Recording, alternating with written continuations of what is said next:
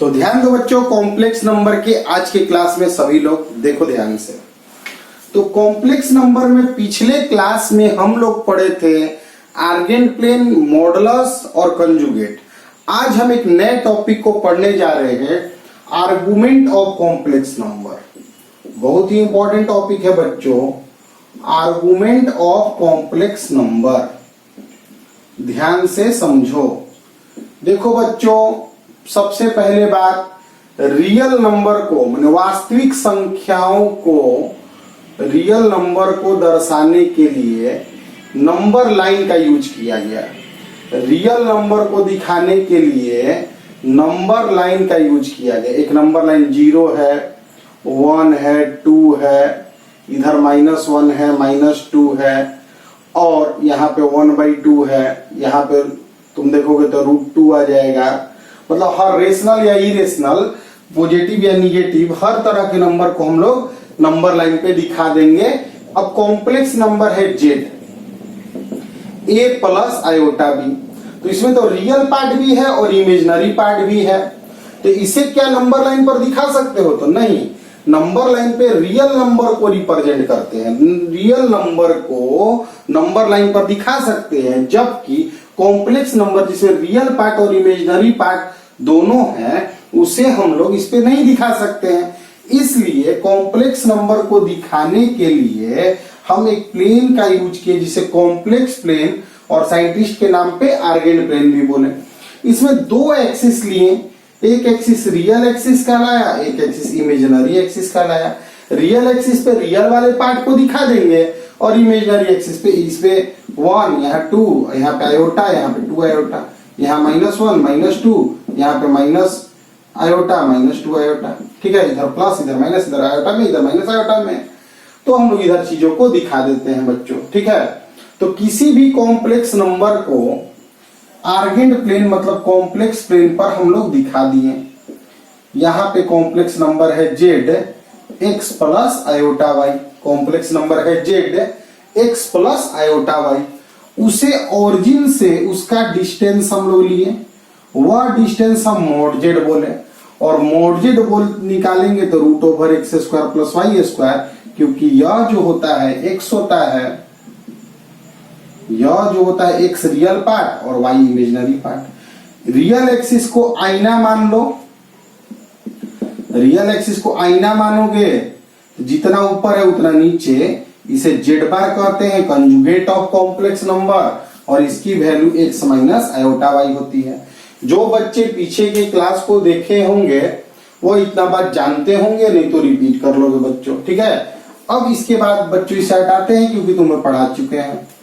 हटाते हैं इसे। ध्यान से पूरा वीडियो, पूरे बातों को सुनोगे, सब पूरा कॉम्प्लेक्स नंबर जान जाओगे बच्चों। ध्यान दो, अब आगे बढ़ते हैं।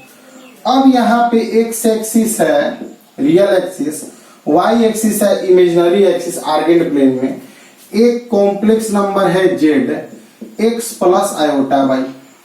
तो line joining complex number two origin, origin और कॉम्प्लेक्स नंबर को मिलाने वाले लाइन रियल एक्सिस के साथ थीटा एंगल बना रहा है। इसी थीटा को हम आर्गुमेंट ऑफ कॉम्प्लेक्स नंबर कहते हैं। ठीक है, line joining complex number and origin makes angle theta with real axis के साथ कॉम्प्लेक्स नंबर और ओरिजिन को मिलाने वाला लाइन कितना एंगल बनाता है? Theta. Then theta is called argument of complex number. Argument of complex number. अब यहां पे ध्यान दो, थीटा इसको भी बोल सकते हो, इसको भी बोल सकते हो, या इसको भी बोल सकते हो। तो थीटा का तो बहुत सारा वैल्यू हो सकता है, मल्टीपल वैल्यू हो सकता है।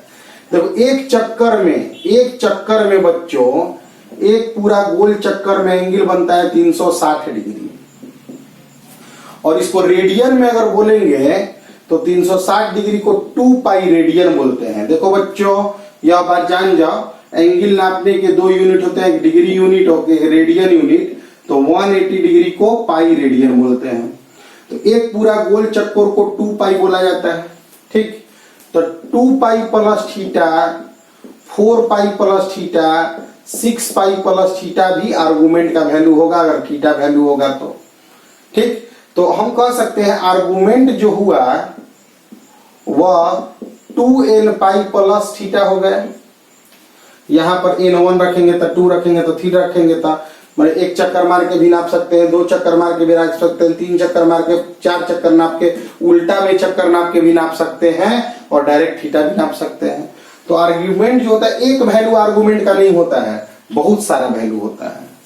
बहुत इंपॉर्टेंट बात बता रहे हैं बच्चों कि अगर किसी भी कॉम्प्लेक्स नंबर को तुम ऑरिजिन से मिला दोगे तो कॉम्प्लेक्स नंबर को और ऑरिजिन से मिलाने वाला लाइन रियल एक्सिस के साथ जो एंगल बनाता है उसे थीटा कहते हैं। तो इस ऐसे थीटा मानो या ऐसे घूम के थीटा नापो, तो ऐसे घूम के थीटा नापोगे तो 2 पाई प्लस थीटा हो जाएगा। एक बार और घूम जाओगे तो 4 पाई प्लस थीटा, एक बार और घूम जाओगे तो 6 पाई प्लस थीटा। तो ऐसे कहने का मतलब है आर्गुमेंट का बहुत सारा वैल्यू होता है। तो आर्गुमेंट मल्टीपल वैल्यू होता है। आर्गुमेंट जो होता है मल्टीपल वैल्यूज होते हैं आर्गुमेंट के, और उनका value 2n pi plus theta होता है। n जहां इंटीजर है। अब अगर हम प्रिंसिपल वैल्यू ऑफ आर्गुमेंट लें, प्रिंसिपल वैल्यू ऑफ आर्गुमेंट, और प्रिंसिपल वैल्यू को आर्गुमेंट कहां से कहां कहा जाता है, तो -पाई से पाई के बीच में। अब यह क्यों लिया जाता है, 0 से 2 पाई क्यों नहीं लिया जाता है, तो यह हम लोग नहीं ले रहे हैं, कन्वेंशन है, इसको मान लो। प्रिंसिपल वैल्यू ऑफ आर्गुमेंट को हम लोग एक सिंगल वैल्यू निकलेगा उसे एम्पलीट्यूड कहेंगे, एम्पलीट्यूड ऑफ कॉम्प्लेक्स नंबर। और जो पहला वैल्यू ला रहे थे ना बच्चों, जो पहला वैल्यू निकाल रहे थे वह एम्पलीट्यूड कहलाता है। लेकिन एनसीईआरटी की किताब में आर्गुमेंट कह के ही उसे पढ़ाया है। तो अभी हम आर्गुमेंट बोलेंगे, फिर बाद में जब आगे बड़े वीडियोज में जाएंगे, बड़े कंपटीशन के क्लासेज में जाएंगे तो उसे एम्पलीट्यूड बोलना शुरू करेंगे। अभी कुछ ज्यादा होच पोच हो गया है, ध्यान से समझो कि कोई भी कॉम्प्लेक्स नंबर को दर्शाने के लिए आर्गेन प्लेन की आवश्यकता पड़ती है। आर्गेन प्लेन में 2 एक्सिस होते हैं, एक्स एक्सिस और वाई एक्सिस। किसी भी कॉम्प्लेक्स नंबर को दिखा दिए, उस कॉम्प्लेक्स नंबर को ऑरिजिन से मिला दिए, ऑरिजिन और कॉम्प्लेक्स नंबर को मिलाने वाला लाइन रियल एक्सिस के साथ जितना एंगल बनाता है उसे आर्गुमेंट कह दिए। तो यह एंगल केवल ऐसे ना नाप के ऐसे भी नाप सकते हैं, ऐसे भी नाप सकते हैं, ऐसे भी नाप सकते हैं। तो आर्गुमेंट का बहुत सारा वैल्यू हो सकता है। तो आर्गुमेंट मल्टीपल वैल्यूज होते हैं, बहुत सारे आर्गुमेंट के वैल्यूज होते हैं, लेकिन उनका एक सिंगल वैल्यू जो पहला वैल्यू होता है वो -पाई से पाई के बीच में होता है, उसे हम लोग एम्पलीट्यूड कहते हैं। एनसीईआरटी में इसे आर्गुमेंट कह के ही काम चलाया है। ठीक है, हटाते हैं इसे, नोट कर लोगे, नोट कर लोगे सब बात को। देखो अब आगे बढ़ते हैं बच्चों, नोट कर लिए होगे सब। बहुत ही इंपॉर्टेंट बातें हैं बच्चों, ध्यान से बढ़िया से समझना है। देखो तो अगर अब आगे बढ़ें और बताएं कि अगर z कोई कॉम्प्लेक्स नंबर है, x प्लस आयोटा वाई, तो या तुम्हारा y हो गया या तुम्हारा x हो गया या थीटा हो गया। ठीक, तो थीटा को अगर हम आर्गुमेंट बोले, थीटा को अगर आर्गुमेंट बोले तो यहां के हिसाब से तो tan थीटा y/x होगा, थीटा निकल जाएगा। लेकिन देखो थीटा का बहुत, tan थीटा का एक ही वैल्यू, tan थीटा 1 है ना, tan थीटा अगर 1 है तो थीटा का 2 वैल्यू हो सकता है, तो यहां भी और एक यहां भी, बहुत सारा वैल्यू हो सकता है। तो थोड़ा हमें दिमाग लगाना पड़ेगा। ठीक है, हम क्या करेंगे बच्चों कि z कैसा भी हो 4 क्वाड्रेंट में उसको बांटेंगे। फर्स्ट क्वाड्रेंट में अगर z हो, फर्स्ट क्वाड्रेंट में अगर z हो, फर्स्ट क्वाड्रेंट में अगर z है यहाँ, तो z को मिला दिए ऑरिजिन से, और रियल एक्सिस के साथ पहला इस एंगल को अल्फा मान लिए। ठीक, इसको y मान लिए और इसे x मान लिए। तो tan अल्फा निकालेंगे तो y बाई एक्स का मोड लिखेंगे। देखो निगेटिव भी वैल्यू y और x पॉजिटिव भी हो सकता है, निगेटिव भी हो सकता है, लेकिन जनरली हमें tan का पॉजिटिव वैल्यू फर्स्ट क्वाड्रेंट वाला वैल्यू सब याद है, इसलिए पहले हम y बाई एक्स का मोड लगा देंगे। यहां से अल्फा निकाल लेंगे तो यही ना थीटा है, थीटा और अल्फा बराबर है, तो फर्स्ट क्वाड्रेंट में जो अल्फा निकालेंगे वही थीटा होगा। थीटा ही एम्पलीट्यूड कहो, आर्गुमेंट कहो, जो कहो। सेकेंड क्वाड्रेंट में अगर बच्चों चलना होगा, ध्यान से समझो कैसे निकाल रहे हैं हम। सेकेंड क्वाड्रेंट में अगर चलना होगा, सेकेंड क्वाड्रेंट में जेड मान लो यह है, यह तुम्हारा y है और यह तुम्हारा माइनस एक्स है, यानी कि इधर माइनस एक्स होगा तो यानी मोड एक्स है यह, तो इसको अल्फा मानो। तो यहाँ tan अल्फा निकालोगे तो y बाई एक्स का मोड करके हई अल्फा निकाल लोगे मोड से। हमको तो यह एंगल नहीं ना चाहिए, हमको एंटी क्लॉकवाइज में एंगल चाहिए होता है, हमको रियल एक्सिस से एंगल चाहिए नहीं होता है। रियल एक्सिस से तो चाहिए ही एंटी क्लॉकवाइज, यानी यह हई है थीटा, तो थीटा एक्चुअली क्या आया पाई माइनस अल्फा। मतलब tan अल्फा से पहले y बाई एक्स का मोड निकाल लेंगे और फिर आर्गुमेंट पूछेगा तो पाई माइनस अल्फा से निकालेंगे। ठीक है। अब अगर हमको थर्ड क्वाड्रेंट में चलना है बच्चों, आर्गुमेंट निकालने के ये सब तरीका बता रहे, क्वाड्रेंट पता होना जरूरी है। थर्ड क्वाड्रेंट में अगर हम चल रहे हैं, थर्ड क्वाड्रेंट मतलब यह है, ठीक, तो यह तुम्हारा मोड y होगा, y में मोड, और यह तुम्हारा होगा मोड x। तो यह अल्फा ले लेंगे तो tan अल्फा तो निकाल लेंगे बच्चों y mode y by mode x से, यानी y बाई एक्स के मोड से। हमको थीटा तो यह थीटा चाहिए या ऐसे थीटा चाहिए, ठीक, ऐसे थीटा चाहिए बच्चों।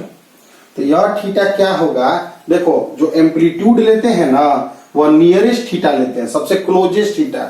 ऐसे भी थीटा नाप सकते हो, यानी बड़ा थीटा हो जाएगा या छोटा थीटा होगा।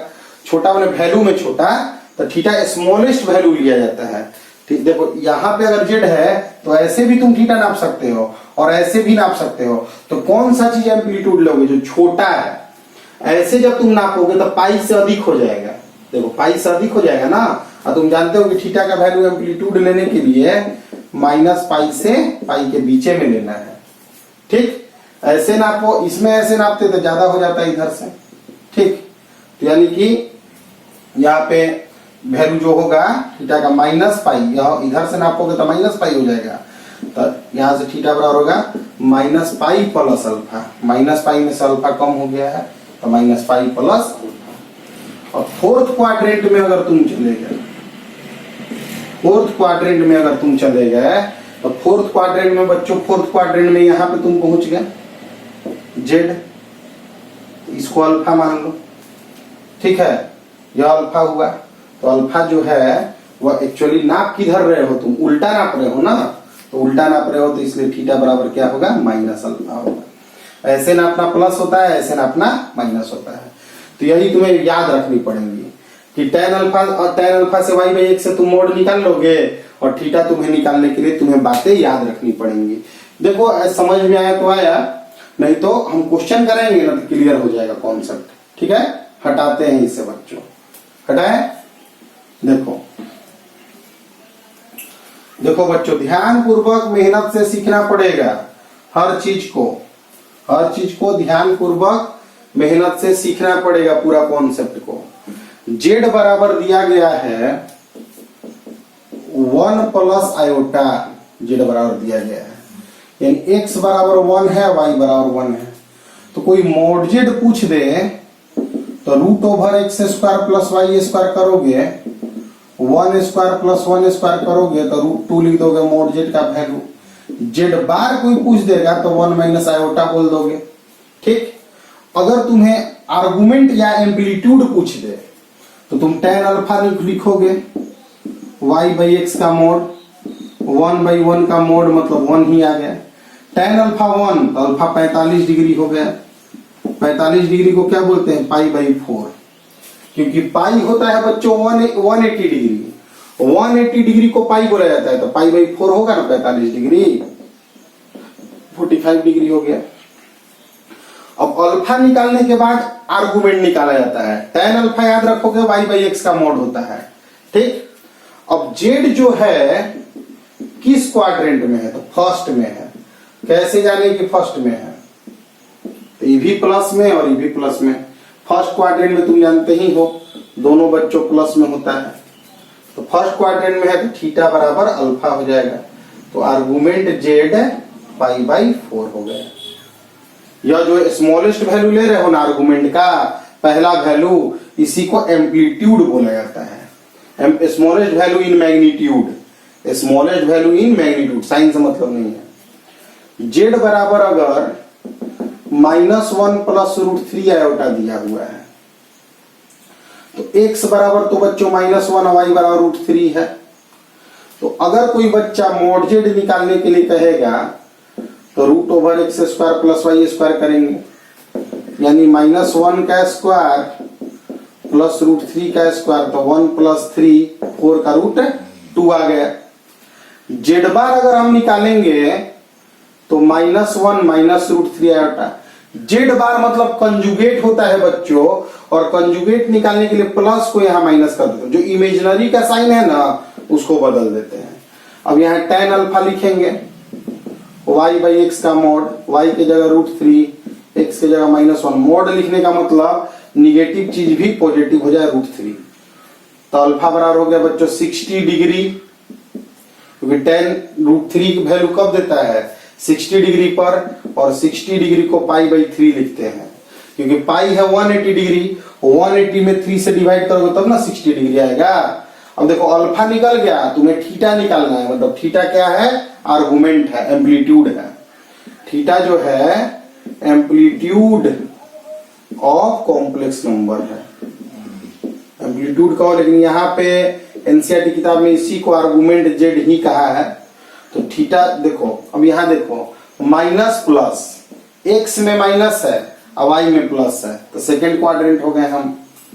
Z is in second quadrant, तो सेकेंड क्वाड्रेंट में थीटा बराबर बच्चों वैल्यू होता है पाई माइनस अल्फा, तो पाई अल्फा की जगह पाई बाई 3, क्या हो गया 2 पाई बाई 3।